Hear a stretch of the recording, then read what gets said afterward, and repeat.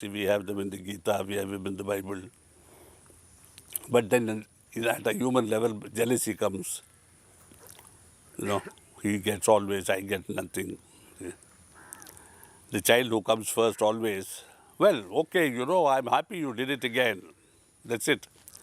But a fellow who's failed 3 times, he gets just a pass and goes promoted. And they make payasam and vada and everything for him. And the other child says, but dad, every year I am first. So often people associate a certain sense of injustice with this sort of behavior. That a failure is rewarded when he becomes successful. But a successful person is never rewarded because he's always successful. You see? And I found this once when Justice Chaturvedi came. He used to come to Basant. And he had a one room in a corner of Babuji's house. And he came, went to his room, he just did this to Babuji sitting there on the veranda. And Babuji raised. That was that. Then this man was there, going like that, giving sittings to some people who came to see him. I asked Babuji, this man is very devoted and one of your very senior preceptors. When he comes, he does this. When he goes, he does this. And you're also sitting here doing this. You never even look after him, think of him. He said, he is mine. What is there I should do? You see? This happens in every family. You praise the next door child. Your wife will ask you, but you never praise our children. See? And you say, but honey, my children are my children. They don't need praise. They need praise. I pay the coolie to bring my bag, but if my son brings it, should I pay him? Then it means I'm treating him as a coolie, see, not as my son. But it's very difficult to understand. So, you see, do you want to be a servant or a son? Do you want to be a daughter or a maid servant? Because the moment you are paid for service rendered within a loving family, you are reducing yourself, cheapening yourself to that level. And so in the Christian tradition, they say, your reward is there. If you received your reward here, thou shalt not receive your reward there. For no action can be rewarded twice. You choose, do you want it here or do you want there? No? Do you want a new car or a new sari or whatever?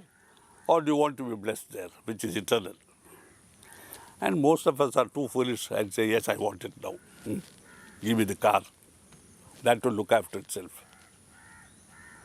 You see?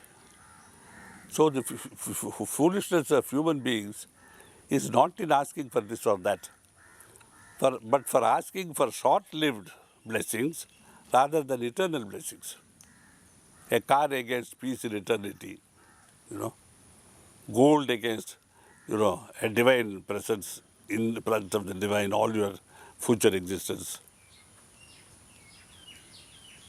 It is not the thing which is to blame. It is my choice that is to be blamed.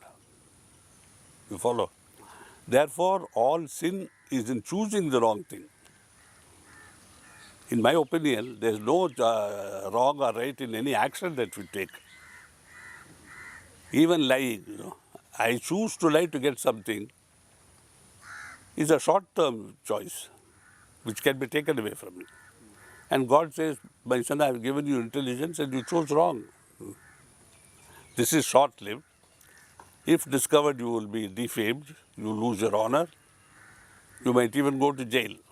It's your doing. Why do you do it? By ignoring the long-term reward that you are due. See? In anything, there is no sin except the sin of wrong choice. For me, virtue is right choice, sin is wrong choice. You see? So it's a very simple equation, no? I'm always reminded of this Christian 10 commandments. Thou shalt not kill, thou shalt not covet thy neighbor's wife. One American young man came and said, who is my neighbor's wife, the one on the right or the one on the left? I said, why this question? He said, no, but Chari, suppose I love a girl on the opposite side of the house who's married. Is she also a neighbor? So I said, all are our neighbors. That your next door neighbor is your neighbor is also defined by the word next door neighbor, which means all are neighbors, but this one is next door. That neighbor is 3 doors away. The other neighbor is in the next street. The whole world is neighbors. So it means you shall not covet anybody who is not your wife. Oh, heck, he said, being a nice American boy. Oh, heck. I said, yes, I know. Again, choice. See? Choose rightly. Choose one whom there is no sin associated with. See? Is this yours? Yes, take it away. No harm done, nobody can stop it. If that is not yours, don't touch it. Because culpability comes when the wrong choice is made to take what is not yours. But you told me everything in the world is mine. Spiritually speaking, yes. So long as you don't own anything, everything is yours. The moment you own, only that is yours. See? So even the Vedas say, one who has nothing has everything. And it's a sort of a conundrum, How can having nothing endow me with all possessions? Because potentially everything is mine. The moment I choose, all that potentially collapses into actuality. We come back again to the quantum field. There is nothing in the quantum field. But the moment my thought condenses that field into a collapsed stage where something is produced, I see a man, I see a tiger where it was not, I see a snake where it was not. You see how much powerful the human thought is. So Babuji said, thought power is the greatest power on earth, next to divine power itself. Mano Shakti, Mano Bal, we call it in Sanskrit. That is why that power is sought to be regulated in meditation. By focusing that power again and again, nothing in it, all blank, we gain the ability to focus it on one special thing at any time and know everything about it. So they become all knowers. They become seers. Look and you see. There is no intermediate thought process to intervene, analyze, and then tell me, yes, this is that. This is that can only apply to the second generation, third generation, and succeeding generations of thinkers. What is that of which I say this is that? So there is always to be prior knowledge to say this is that. That prior knowledge we get from teachers, from books. Oranges are round. So every time I see something round, I say, Daddy, is that an orange? No, my son, that's a coconut. But you said everything that's round is then you pick out a mango and say, this is round. Tennis ball, this is also round.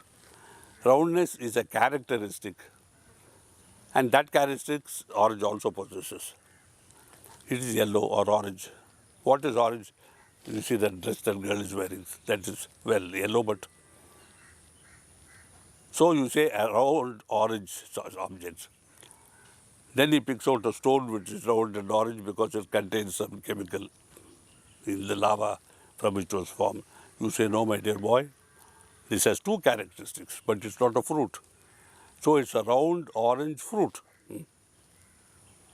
Then he brings something tangerine. You say, no, this has a different taste, it's harder. Oranges are softer.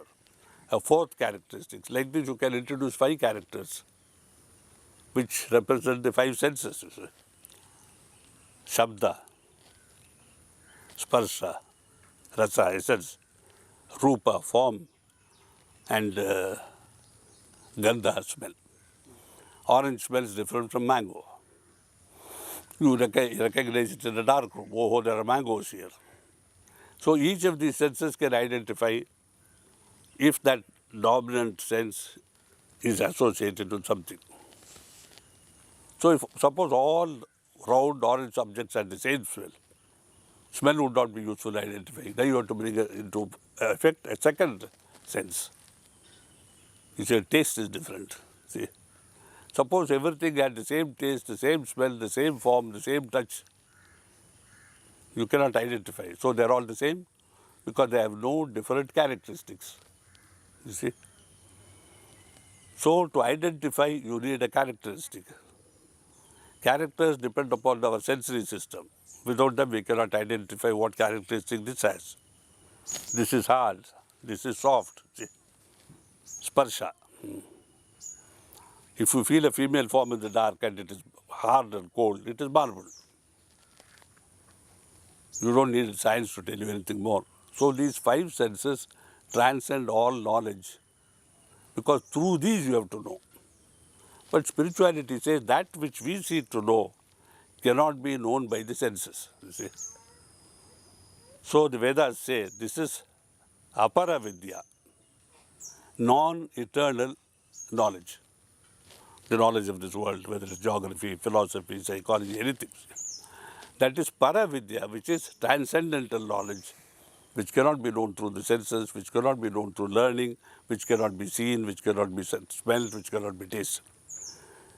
Therefore, the divinity of Sahaj Marg is not perceivable through the senses, cannot be seen, cannot be spoken with. So Babuji said, any tradition which speaks of God having spoken to man, ignore it. Any tradition which says, I saw God, ignore it. So I asked him, what about Ramakrishna saying this? He is as here as you are. He said, yes, God is always there. For one who can perceive his presence, not his form. We don't see God.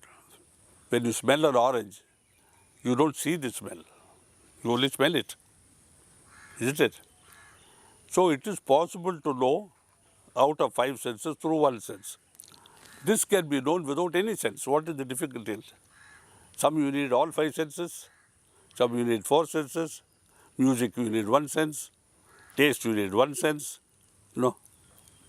Here, no sense.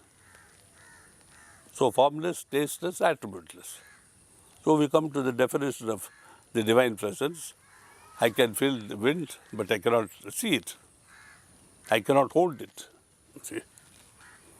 When we see it, it is because it's moving something. You are in the air-conditioned room, the leaves are wildly waving, and you say, oh, there must be a wind outside. And you feel cold inside your air-conditioned room, so you say it looks like a cold wind. But outside it's a desert, heat is blasting away. There the senses deceive us because we draw the wrong conclusion. From our circumstance, we see that circumstance and we equate the two. You follow? So in this sensory world, there are often more deceptions than we should have were we wise.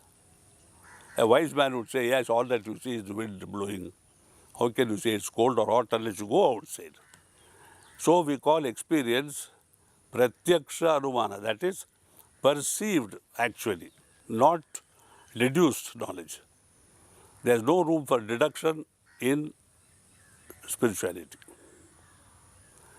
God has been kind to him, God has been kind to him, God has been kind to her. No. So God must always be kind. No. God is neither kind nor cruel, because when you say he is cruel, this man, that is wrong. He is kind to him, that's also wrong. What is manifesting is your samskara. What is manifesting here is his samskara. But who made the samskaras? Does not God have something? No. Your thoughts, your actions created your samskara. God is as much troubled as you are. So he sends a teacher who says, don't make samskaras. How to do it?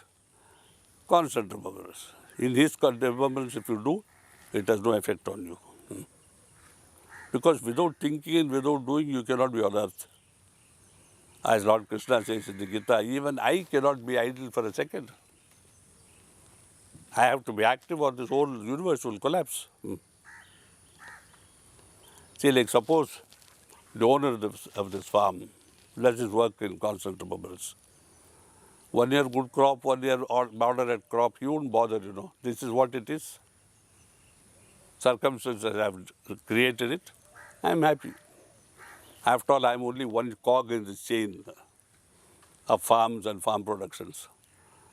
There is the rain, there is the sun, there is the wind, they all play parts in it. Good rain, huge banana plantation. One heavy wind, they are raised to the ground. What can I do?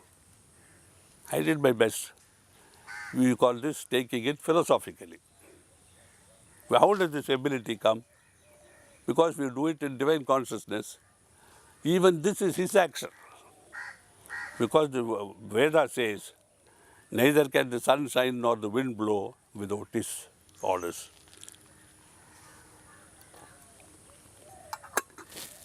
You see?